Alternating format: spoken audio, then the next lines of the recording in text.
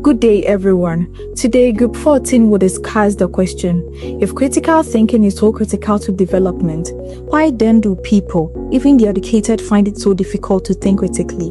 We live in a world that increasingly depends on sound judgment and informed decision-making. Every day, people are required to evaluate information, solve problems, make choices, and distinguish truth from falsehood. Governments rely on critical analysis when making policies. Businesses depend on it for innovation, and individuals need it for personal and professional decision. In an era of social media, artificial intelligence, and the rapid spread of information, the ability to think critically has become more important than ever.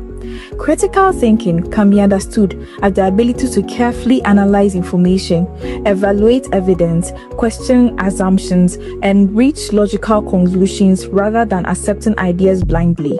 Many scholars such as Robert Ennis and Richard Paul argue that critical thinking is an essential tool for personal growth and societal progress. However, a paradox exists.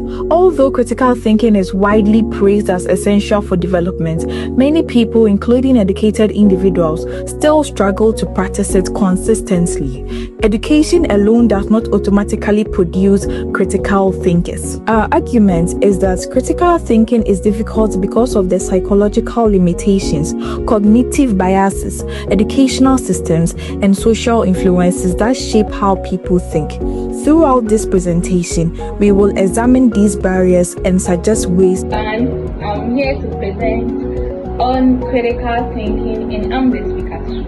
So when we say critical thinking, it refers to the disciplined process of actively and skillfully conceptualizing, applying, analyzing, and evaluating information to reach well-justified conclusions.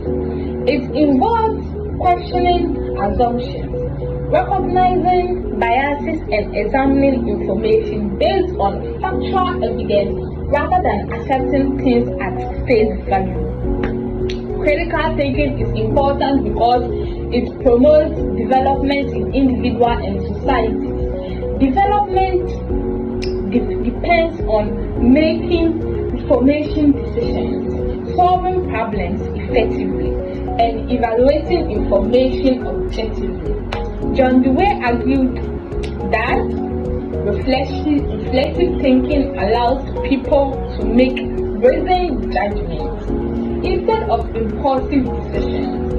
Critical thinking helps governments make better policies, enables business to innovate, and assists citizens in evaluating information responsibly. In modern societies, especially the digital age where information spreads rapidly, critical thinking helps individuals distinguish facts from misinformation. Therefore, scholars and policy makers continue to emphasize its importance. This definition above vividly states the fact that critical thinking goes beyond knowing that an information is true or right. Critical thinking involves a whole lot of intellectual interrogation, analyzing, and evaluation. For instance, a person selling a particular drug must say, a study proves that anyone who takes this drug will become smarter.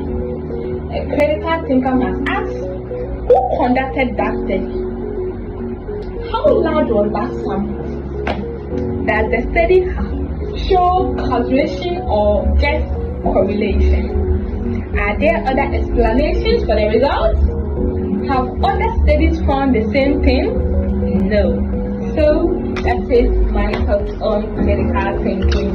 So critical thinking is important because it promotes development in individuals and societies. So development depends on making informed decisions, so solving problems effectively and evaluating information objectively. So we continue with John Darwin. John Darwin argues that reflective thinking allows people to make judgment, yes, instead of impulsive decisions. Critical thinking helps government make better policies, enable businesses to innovate, and assist citizens in evaluating information responsibly. Yes, so we continue in modern times. So in modern times, especially in digital age, where information spread rapidly, critical thinking helps individuals distinguish fact and misinformation. Therefore, scholars and policymakers continue to emphasize its importance in the academic context. Critical thinking is most commonly associated with argument.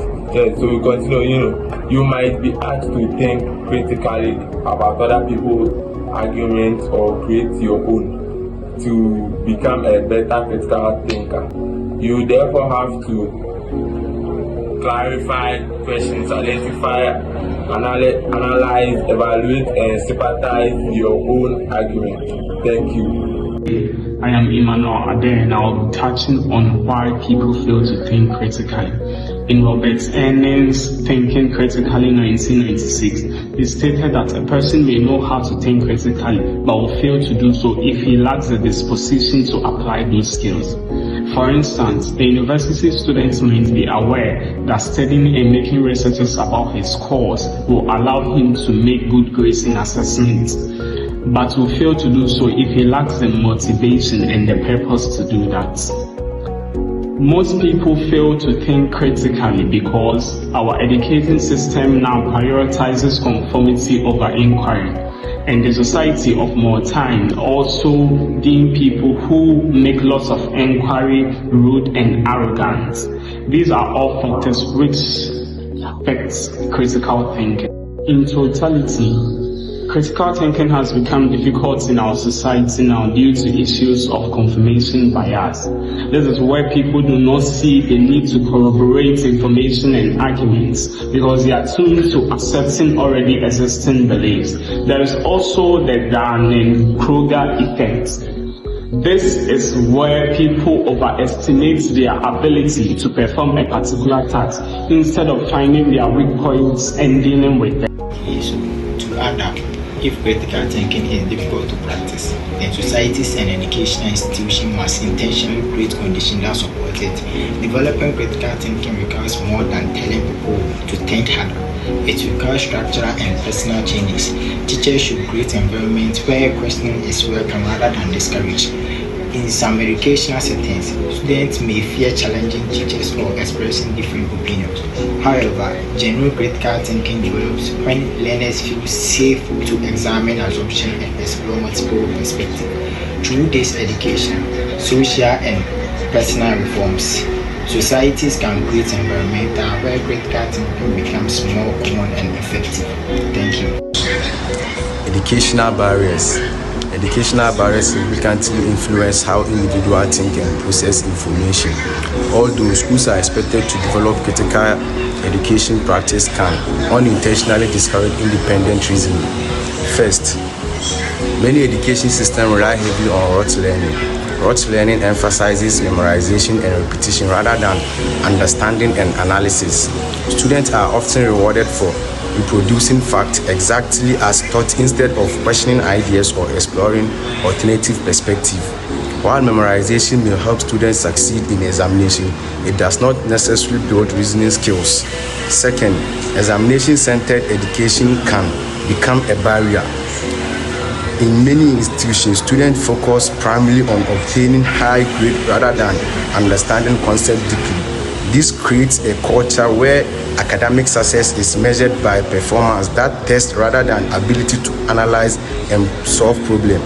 As a result, students may learn to seek correct answers without learning how to think critically about those answers. To add up with what my colleague said, social factors also play a significant role in preventing people from thinking critically. Human beings are naturally social creatures, and many of our beliefs, values, and decisions are influenced by the environment in which we live. One major social barrier is conformity. Conformity occurs when individuals adjust their opinions or behavior to match those of the group in order to gain acceptance or avoid rejection. People often fear standing out, so they may agree with majority opinions even when they privately doubt them. For example, in a classroom discussing or social setting, a student may avoid expressing a different opinion because of fear of embarrassment or social isolation. This discourages independence through and promotes passive acceptance of ideas. Another important barrier is excessive dependence on authority. In many cultures and institutions, individuals are taught to respect authorities. Figures such as teachers, parents, religious leaders, and political leaders. While respect is valuable, problems are when people accept ideas simply because they come from authority figures rather than examining whether the idea are supported by evidence. Thank you.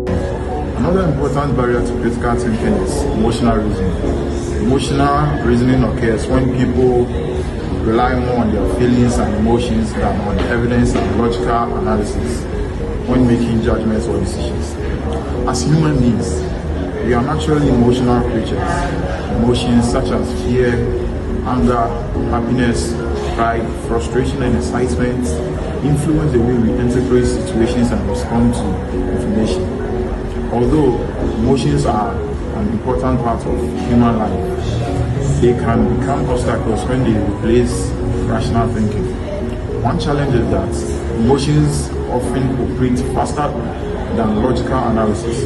Daniel Kahneman explains that people frequently depend on quick and automatic thinking rather than slow and deliberate reasoning.